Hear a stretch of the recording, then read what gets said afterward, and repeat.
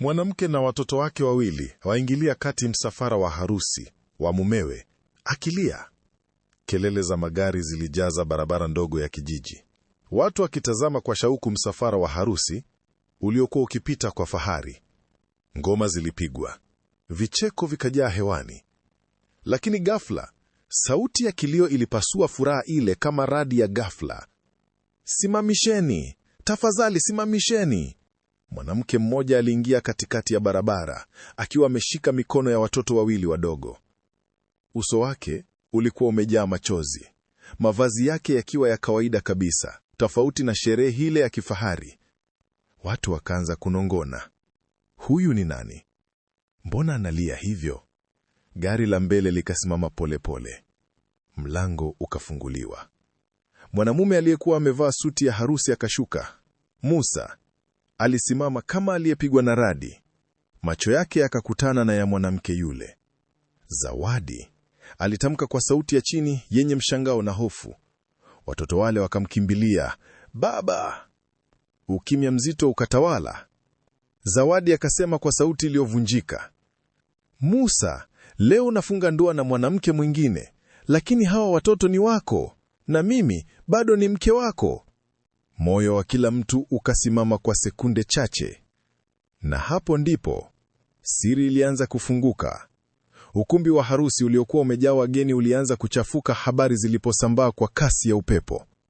Watu walitoka nje kwa makundi, kila mmoja akitaka kushuhudia kilichokuwa kinaendelea. Ndani ya gari lililosimama, Musa alishika kichwa chake kwa mikono. Hakutegemea siku hii kigeuka kuwa fedheha mbele ya jamii nzima. "Musa, tutawaambia nini wageni?" Dereva aliuliza kwa sauti ya hofu, lakini Musa hakujibu. Nje, Zawadi alikuwa bado amesimama, macho yake yakiwa mekundu. Watoto wake walimkumbatia kwa nguvu, kana kwamba walihisi dunia yao iko hatarini. Mwanamke aliyekuwa anatarajiwa kuwa bibi harusi, Neema, alishuka kutoka kwenye gari la nyuma. Alikuwa amevalia gauni jeupe, uso wake ukionyesha mshangao uliogeuka kuwa maumivu. "Ni nani huyu mwanamke?" aliuliza kwa sauti iliyotikisa. Hakuna aliyethubutu kujibu. Zawadi akamgeukia Neema polepole. "Dada yangu, samahani. Sikupanga kuharibu siku yako, lakini ukweli hauwezi kufichwa milele." Neema akamtazama Musa. "Ni kweli haya anasema?" Musa alinyamaza, na ukimya wake ukawa jibu lenye maumivu kuliko maneno yoyote. Kijiji kizima kilianza kugawanyika. Wengine walimhurumia Zawadi, wengine walimlaumu kwa kuharibu harusi. Lakini ukweli ulikuwa umeanza kujitokeza polepole, kama jua linavyochomoza baada ya usiku mrefu. Mzee mmoja alisogea mbele. Alikuwa ni mzee wa heshima kijijini, Mzee Baraka. "Hili jambo haliwezi kuamuliwa kwa kelele," alisema kwa utulivu. "Tunahitaji kusikia pande zote mbili." Zawadi alinyanyua kichwa chake. "Mimi sina mengi ya kusema. Miaka 7 iliyopita Musa aliniahidi ndoa. Tuliishi pamoja, akaniacha bila maelezo. Leo nimekuja kwa sababu sitaki watoto wangu wakue bila kujua baba yao ni nani." Macho ya watu yakamgeukia Musa. Musa alivuta pumzi ndefu.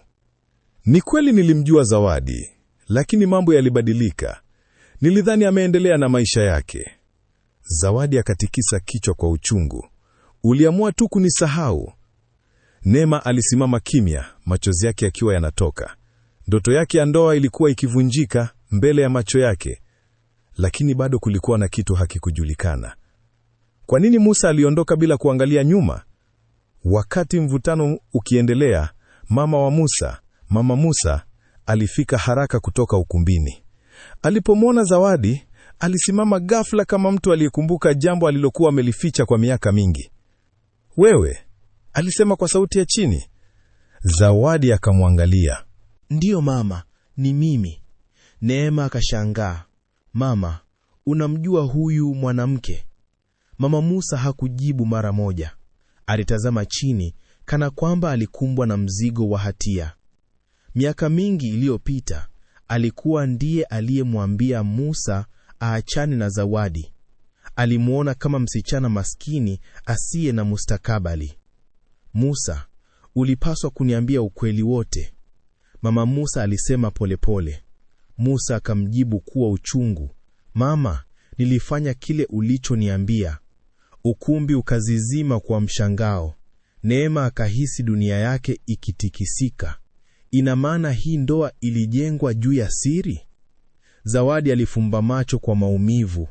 Nilipoteza kila kitu kwa sababu ya uamuzi wa watu wengine.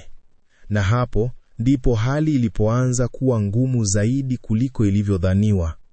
Mvua ndogo ilianza kunyesha, kana kwamba mbingu zilikuwa zinashiriki huzuni ya siku ile. Wageni wengine walianza kuondoka polepole, wakijua kuwa harusi ile haikuwa tena sherehe bali uwanja wa maamuzi mazito. Neema alisimama mbele ya Musa. "Leo unatakiwa uchague, si kesho, si baadaye. Leo."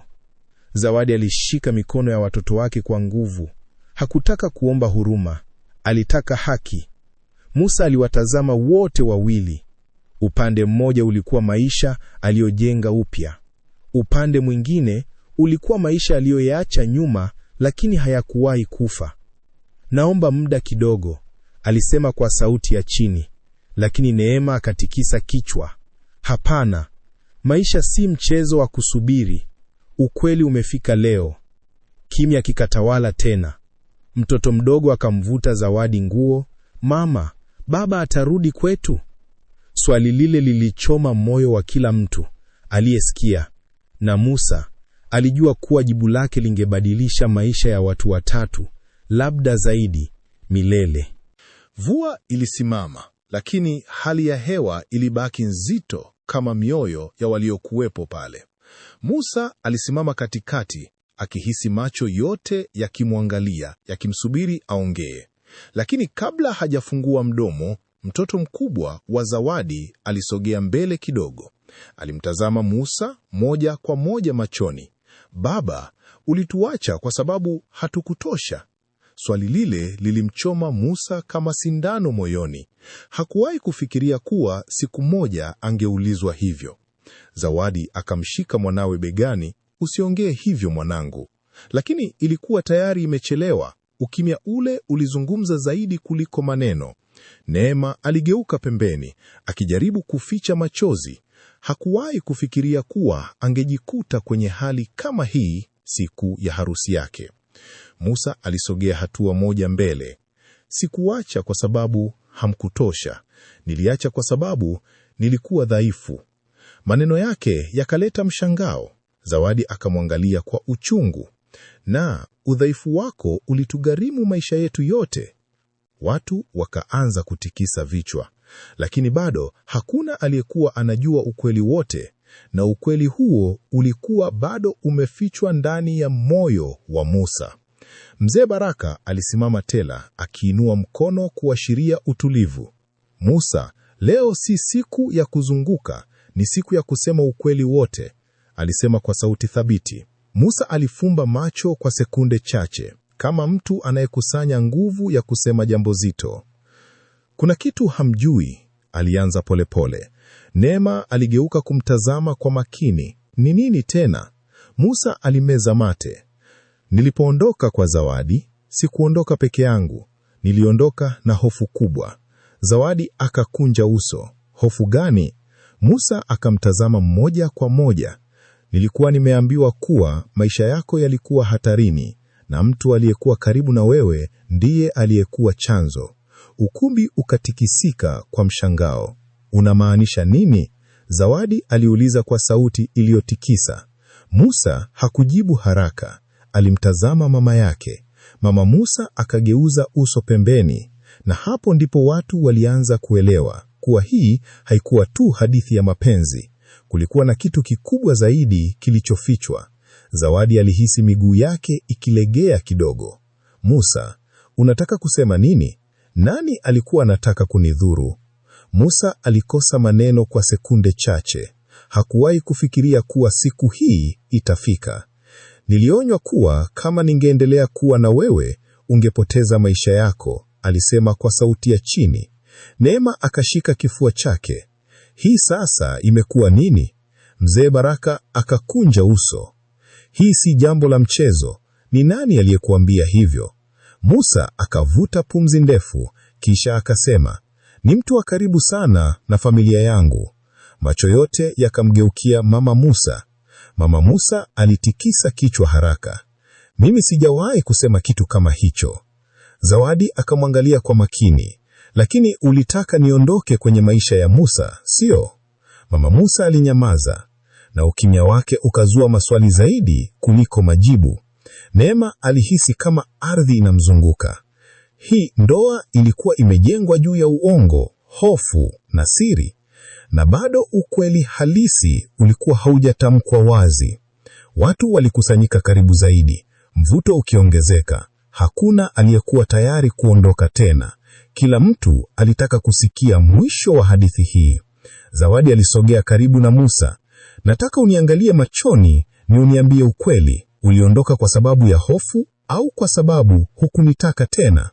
Musa alimtazama, macho yake yakiwa na majuto. Nilikuwa nakupenda na bado nakujali. Neema akacheka kwa uchungu. Lakini si vya kutosha kunikataa kunioa leo? Musa akageuka kumtazama Neema. Neema, sikuwahi kukudanganya kwa makusudi. Nilidhani maisha yangu ya zamani yameisha. Zawadi akatikisa kichwa. Maisha ya zamani hayafutiki kwa kufunga macho. Mtoto mdogo akasema tena kwa sauti ndogo, baba, utatuacha tena? Swali lile lilivunja moyo wa kila mtu. Musa alipiga hatua mbili nyuma. Alijikuta amebanwa na ukweli ambao hakuweza kuukimbia tena. Na hapo ndipo alijua kuwa hawezi kuwafurahisha wote. Mtu mmoja lazima aumie. Lakini nani? Anga lilianza kufunguka tena, mwanga mdogo wa jua ukichomoza kati ya mawingu mazito. Ilikuwa kama ishara, lakini hakuna aliyekuwa na amani moyoni. Mzee Baraka alizungumza kwa utulivu. Musa, maisha yanakupa nafasi chache za kusema ukweli. Hii ni mojawapo. Neema akasimama imara, macho yake yakiwa mekundu lakini thabiti.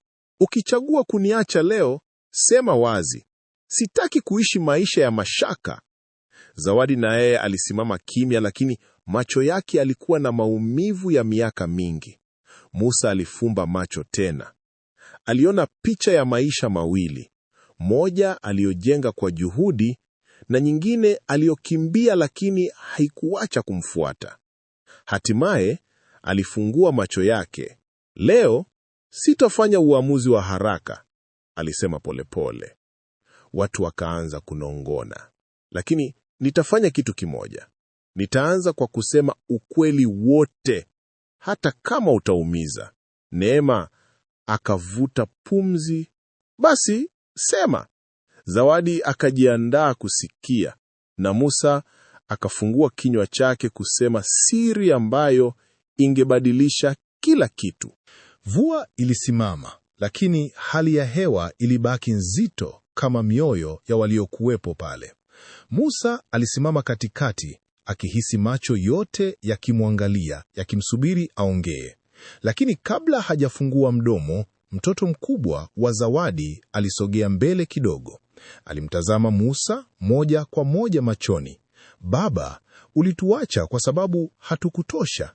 Swali lile lilimchoma Musa kama sindano moyoni. Hakuwahi kufikiria kuwa siku moja angeulizwa hivyo. Zawadi akamshika mwanawe begani. Usiongee hivyo mwanangu. Lakini ilikuwa tayari imechelewa. Ukimya ule ulizungumza zaidi kuliko maneno. Neema aligeuka pembeni, akijaribu kuficha machozi. Hakuwahi kufikiria kuwa angejikuta kwenye hali kama hii siku ya harusi yake. Musa alisogea hatua moja mbele. Sikuacha kwa sababu hamkutosha. Niliacha kwa sababu nilikuwa dhaifu. Maneno yake yakaleta mshangao. Zawadi akamwangalia kwa uchungu. Na udhaifu wako ulitugharimu maisha yetu yote. Watu wakaanza kutikisa vichwa. Lakini bado hakuna aliyekuwa anajua ukweli wote, na ukweli huo ulikuwa bado umefichwa ndani ya moyo wa Musa.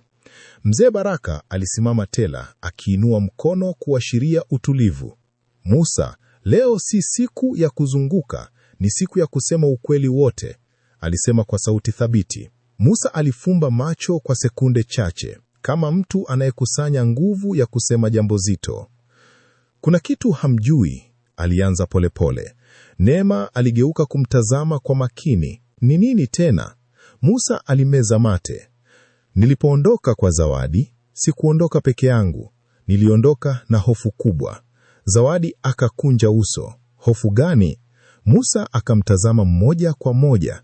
Nilikuwa nimeambiwa kuwa maisha yako yalikuwa hatarini, na mtu aliyekuwa karibu na wewe ndiye aliyekuwa chanzo. Ukumbi ukatikisika kwa mshangao. Unamaanisha nini? Zawadi aliuliza kwa sauti iliyotikisa. Musa hakujibu haraka. Alimtazama mama yake. Mama Musa akageuza uso pembeni, na hapo ndipo watu walianza kuelewa kuwa hii haikuwa tu hadithi ya mapenzi. Kulikuwa na kitu kikubwa zaidi kilichofichwa. Zawadi alihisi miguu yake ikilegea kidogo. Musa, unataka kusema nini? Nani alikuwa anataka kunidhuru? Musa alikosa maneno kwa sekunde chache. Hakuwahi kufikiria kuwa siku hii itafika. Nilionywa kuwa kama ningeendelea kuwa na wewe, ungepoteza maisha yako, alisema kwa sauti ya chini. Neema akashika kifua chake. Hii sasa imekuwa nini? Mzee Baraka akakunja uso. Hii si jambo la mchezo. Ni nani aliyekuambia hivyo? Musa akavuta pumzi ndefu, kisha akasema, ni mtu wa karibu sana na familia yangu. Macho yote yakamgeukia Mama Musa. Mama Musa alitikisa kichwa haraka. Mimi sijawahi kusema kitu kama hicho. Zawadi akamwangalia kwa makini. Lakini ulitaka niondoke kwenye maisha ya Musa, sio?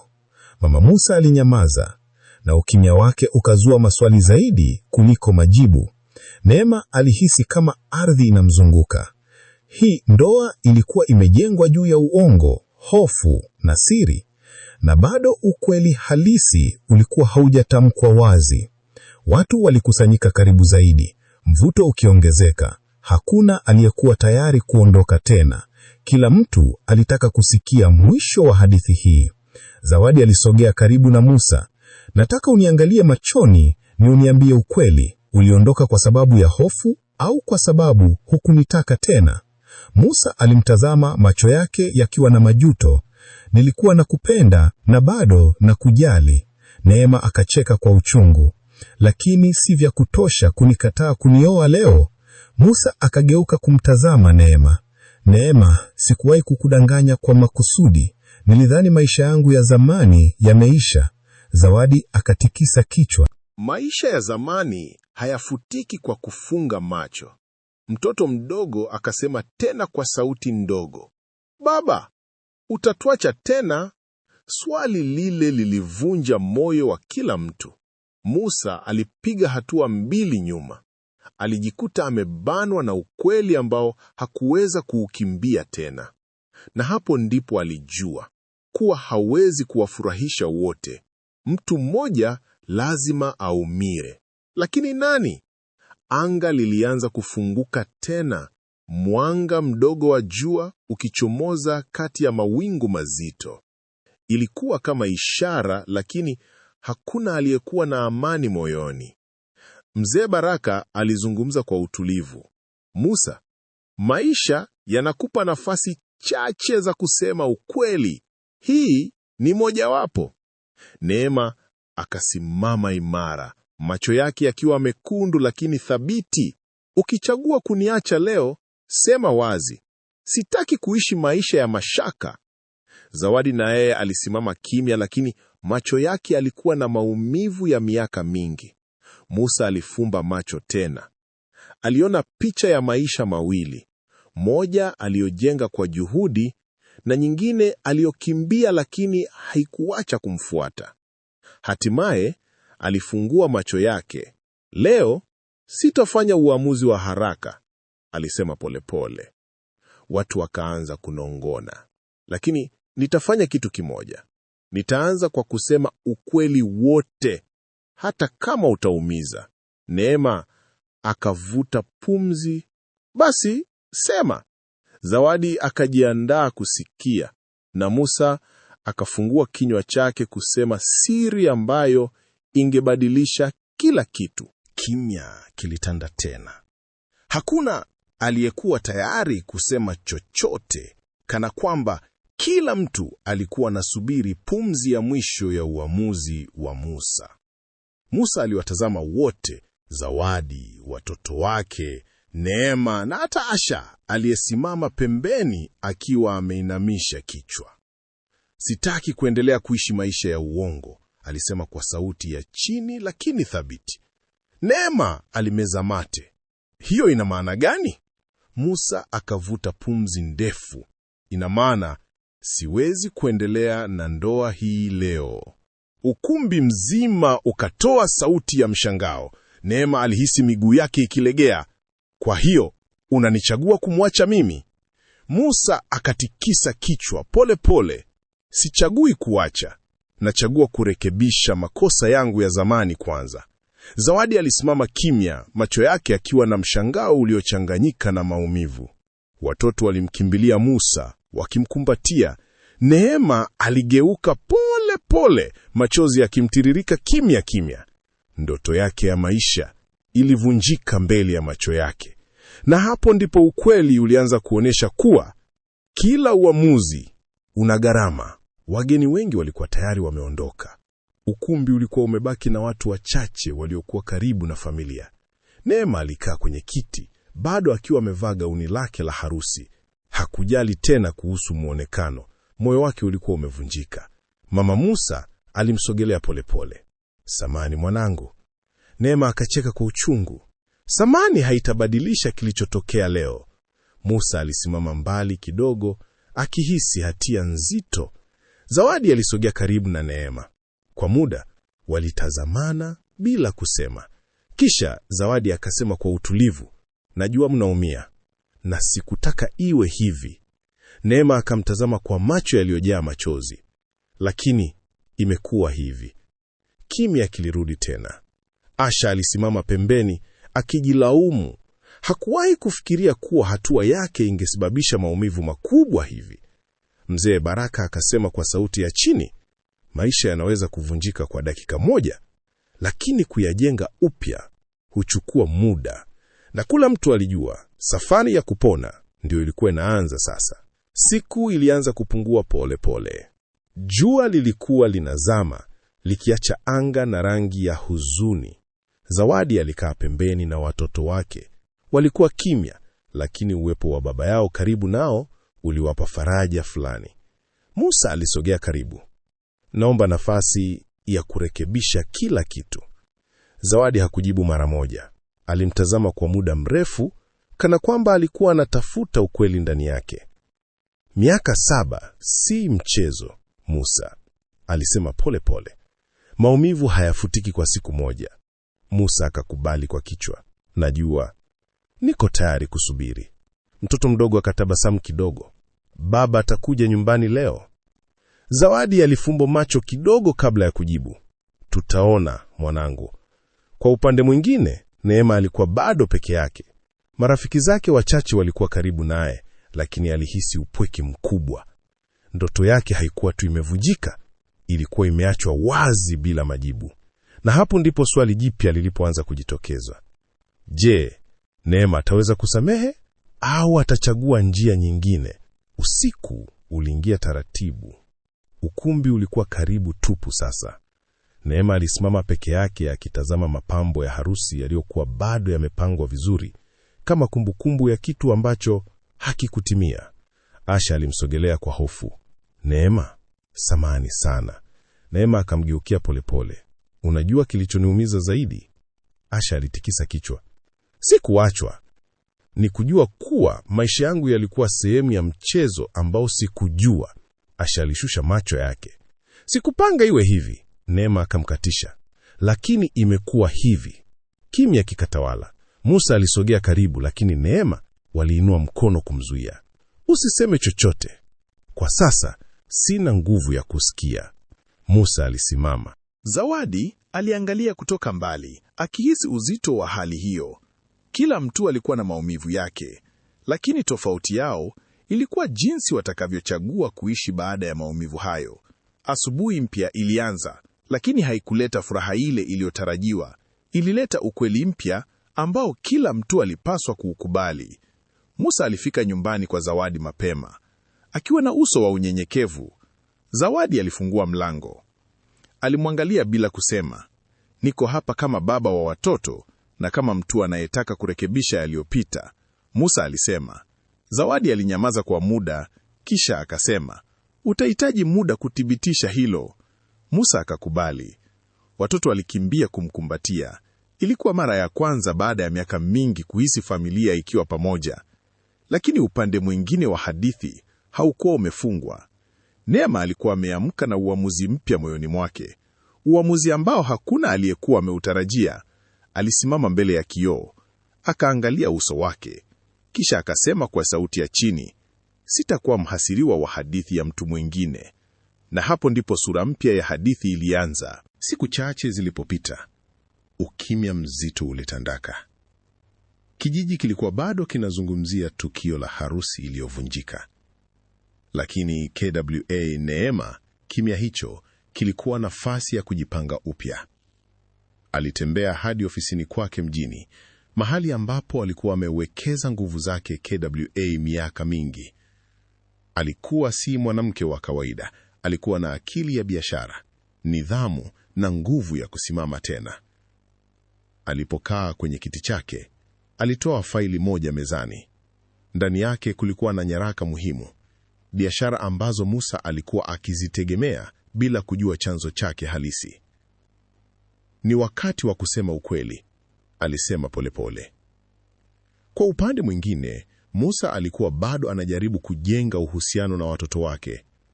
Kila siku alifika, akisaidia, akijaribu kurejesha kile kilichopotea. Lakini Zawadi bado alikuwa na tahadhari. Hakujua kuwa kuna ukweli mwingine mkubwa ambao ungejaribu tena kuvunja kila kitu alichokuwa anaanza kujenga. Na ukweli huo ulikuwa mikononi mwa Neema. Mchana mmoja, Musa alipokea simu.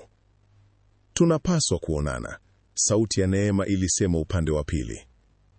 Walikutana mahali tulivu. Hakukuwa na hasira usoni mwa Neema, kulikuwa na utulivu wa mtu aliyefanya uamuzi. Musa, kuna kitu hukuwahi kujua, alianza. Musa alimtazama kwa makini. Ni nini? Neema alimsukumia faili lile mezani. Biashara zako nyingi zilikuwa zinafadhiliwa kupitia kampuni yangu. Musa alishtuka. Ina maana gani? Nilijua hali yako ya kifedha. Nilichagua kukusaidia kimya kimya. Sikutaka ujisikie dhaifu, Neema alisema. Musa alishika kichwa chake.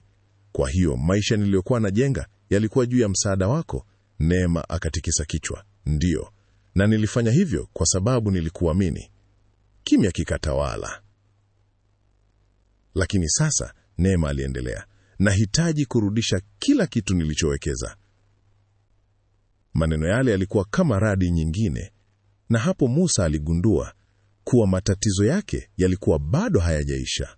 Habari za hali ya Musa zilianza kubadilika haraka. Biashara zake zilianza kuyumba baada ya msaada wa Neema kusimama. Zawadi aligundua mabadiliko hayo. Sasa unaonekana mwenye mawazo sana, alisema siku moja. Musa hakutaka kusema ukweli wote. Ni mambo ya kazi tu. Lakini Zawadi hakuridhika. Sitaki tena kuishi kwenye nusu ya ukweli. Nimechoka na siri. Musa alikaa kimya kwa muda, kisha akasema, Neema ndiye aliyekuwa ananiwezesha kifedha. Zawadi alishtuka.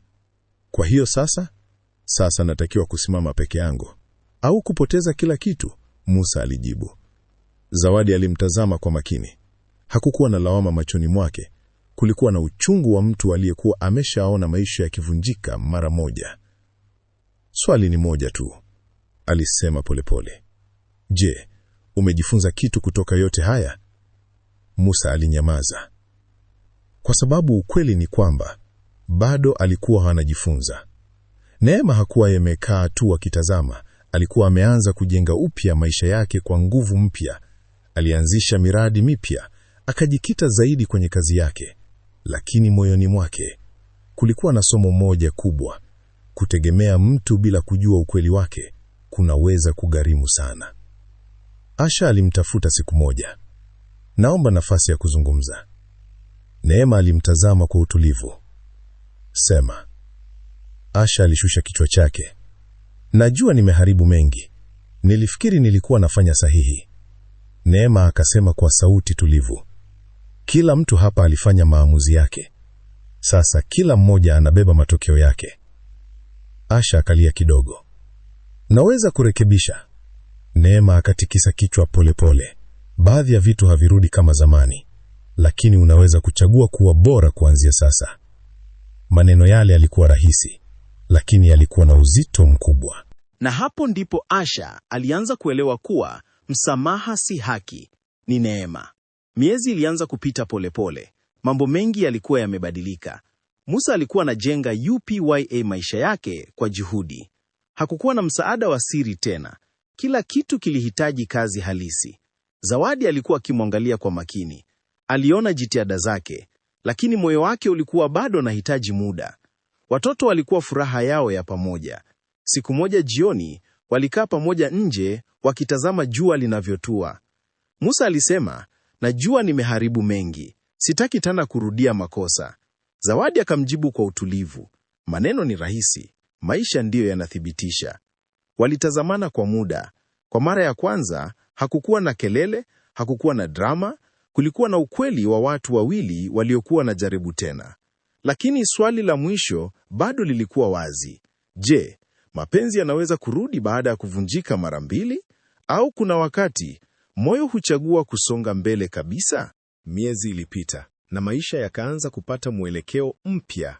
Hakukuwa tena na kelele za harusi wala vilio vya siku ile, lakini kumbukumbu zake zilikuwa bado hai mioyoni mwao.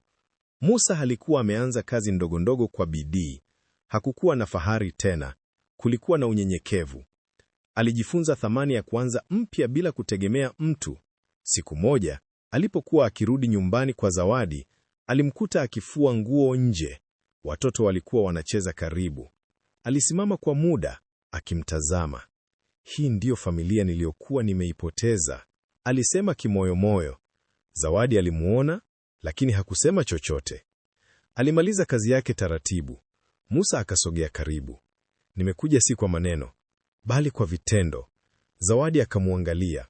Nimekuwa nikiona juhudi zako. Kulikuwa na ukimya wa sekunde chache, lakini moyo hauponi kwa haraka, aliongeza. Musa akakubali. Niko tayari kusubiri. Na kwa mara ya kwanza, Zawadi hakumkataa.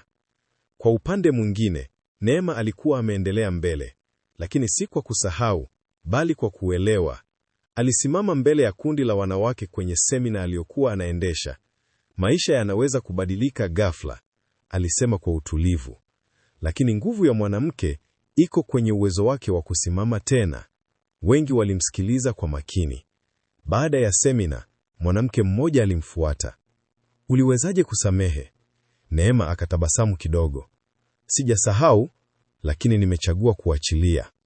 Wakati huo huo, alitoa mchango kusaidia wanawake wanaopitia changamoto za kifedha. Kile alichojifunza alikigeuza kuwa msaada kwa wengine. Asha pia alikuwa akijitahidi kubadilika. Alikuwa akijiepusha na maamuzi ya haraka, akijifunza kusikiliza kabla ya kuchukua hatua. Na polepole, maisha yao yote yalikuwa yakipata maana mpya. Lakini mwisho wa hadithi hii bado haukuwa umefika. Kulikuwa na jambo moja lililobaki. Uamuzi wa mwisho wa moyo wa Zawadi. Jioni moja tulivu, Zawadi alikaa peke yake ndani ya nyumba. Watoto walikuwa wamelala. Alishika picha ya zamani, yeye na Musa, kabla ya yote kutokea. Alitabasamu kidogo, kisha akavuta pumzi ndefu. Je, naweza kuamini tena? Alijiuliza. Kulikuwa na mlango uliofunguliwa taratibu. Musa aliingia polepole. Samahani kuingia bila kugonga. Nilitaka tu kuhakikisha uko sawa. Zawadi hakukasirika. Alimtazama tu. Musa, alisema kwa utulivu. Mapenzi sio tu kumbukumbu. Ni uamuzi wa kila siku. Musa akasogea karibu kidogo. Niko tayari kufanya uamuzi huo kila siku. Kimya kilitanda. Lakini swali ni moja. Zawadi aliendelea. Je, unaweza kuwa mtu tofauti? Si kwa sababu yangu, bali kwa sababu umejifunza. Musa alijibu bila kusita, ndiyo. Na hapo Zawadi alihisi kitu moyoni mwake kikianza kubadilika. Siku iliyofuata, familia ilikaa pamoja kwa mara ya kwanza kwa utulivu wa kweli. Watoto walicheka, wakicheza karibu na wazazi wao. Ilikuwa picha rahisi, lakini yenye maana kubwa. Zawadi alimtazama Musa. Hakukuwa na hofu ile ya zamani machoni mwake. Kulikuwa na tahadhari, lakini pia matumaini kidogo. Alisema kwa utulivu, hatutarudi nyuma, lakini tunaweza kuanza mpya. Musa alihisi uzito wa maneno hayo. Hiyo ndiyo ninayotaka. Walikubaliana jambo moja, kuanza kama marafiki, kama wazazi, na kuona maisha yatawaongoza wapi. Hakukuwa na ahadi kubwa. Hakukuwa na maneno matamu yasiyo na msingi. Kulikuwa na ukweli, na ukweli huo ulikuwa mwanzo mpya. Kwa mbali, Neema alipokea ujumbe mfupi kutoka kwa Zawadi. Asante kwa kunifundisha nguvu ya kusimama tena. Neema alitabasamu. Kila mmoja alikuwa amepata somo lake. Maisha yaliendelea. Hakukuwa na mwisho wa hadithi kama kwenye ndoto. Kulikuwa na mwendelezo wa maisha halisi. Musa aliendelea kujenga maisha yake kwa bidii, akithamini familia yake kila siku. Zawadi alijifunza kuwa nguvu ya mwanamke si kusubiri mtu akamilishe maisha yake, ni kujijua thamani yake. Neema aligeuka kuwa mwanga kwa wengine, akisaidia wanawake wengi kusimama tena baada ya kuvunjika. Asha alibaki na somo moja ambalo halitasahaulika, kuwa uamuzi mmoja unaweza kubadilisha maisha ya watu wengi. Na watoto walikuwa wakijua kuwa licha ya makosa ya wazazi wao, upendo bado uliweza kupatikana. Mwisho wa yote, hakuna aliyepata kila kitu alichotaka, lakini kila mmoja alipata kile alichohitaji kujifunza. Na labda huo ndio ukweli wa maisha, sio kuhusu kuwa na hadithi kamilifu, bali kuwa na moyo wa kuendelea hata baada ya kuvunjika.